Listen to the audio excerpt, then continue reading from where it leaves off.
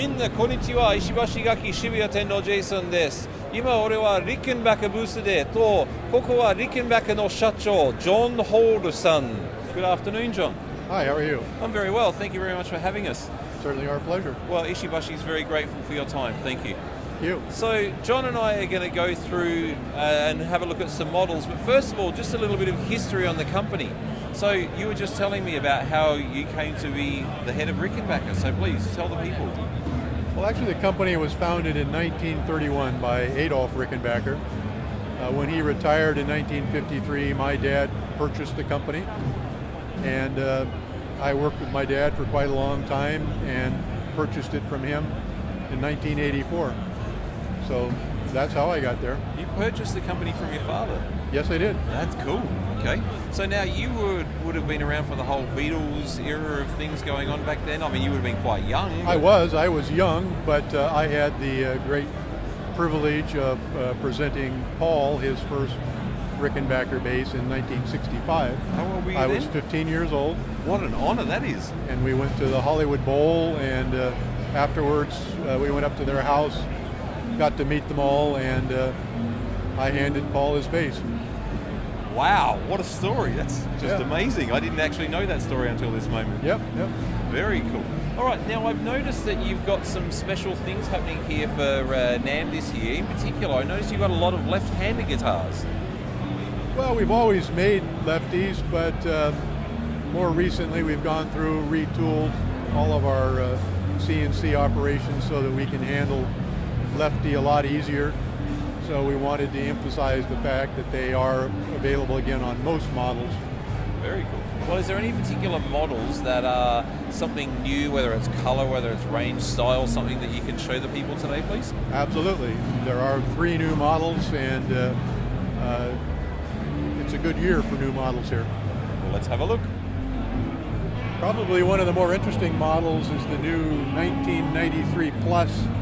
This guitar was made as a request to me from Pete Townsend. He really liked the original British Rose Morris style body with the F-hole, but he wanted a little more room on the fingerboard.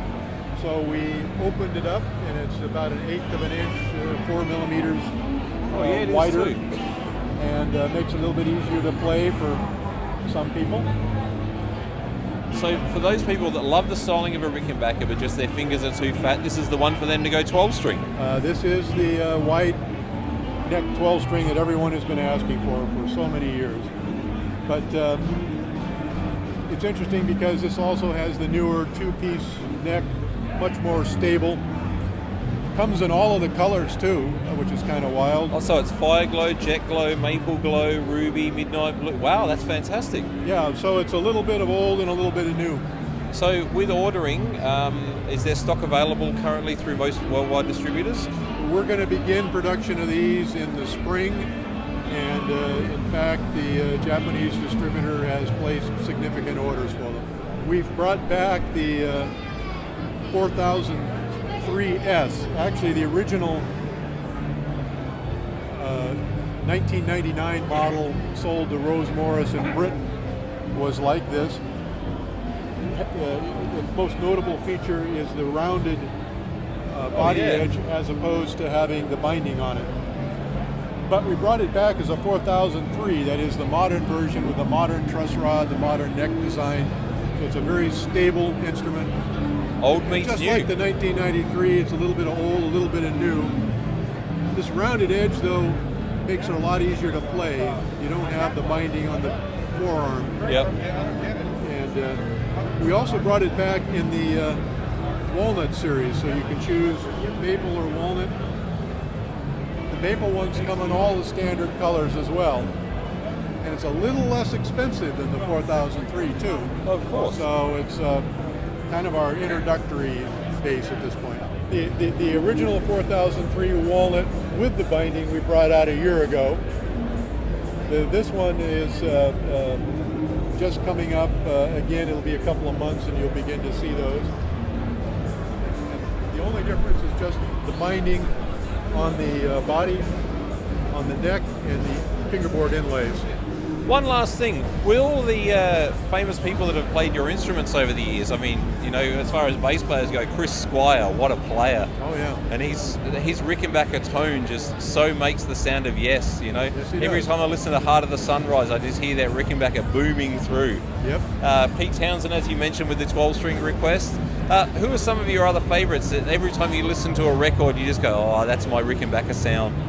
Well, of course, you can't miss Tom Petty. Oh, yeah. Very distinctive sound there.